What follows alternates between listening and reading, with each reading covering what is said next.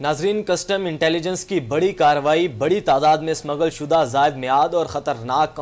Cosmetics की बड़ी खेप कब्जे में ले ली गई है। डायरेक्टर कस्टम इंटेलिजेंस असद रजा रिजवी ने आज कस्टम हाउस में प्रेस कॉन्फ्रेंस करते हुए मीडिया नुमाइंदगान को तफसीलात से आगाह किया, जिसमें उन्होंने बताया कि मेरी खुफिया इत्तला पर additional director custom intelligence Hasan Farid की सरबराही में टीम ने सगियां पुल के करीब एक गोदाम पर छापा मारकर बड़ी तादाद में स्मगलशुदा और जायदुल मियाद का कॉस्मेटिक्स की बड़ी तादाद जो है वो पकड़ ली है, बड़ी तादाद बरामद कर ली है, जिसमें परफ्यूम, बेबी लोशन, क्रीमें और स्प्रे शामिल हैं, जिनकी मार्केट में कीमत 300 मिलियन से जायद बताई जाती है।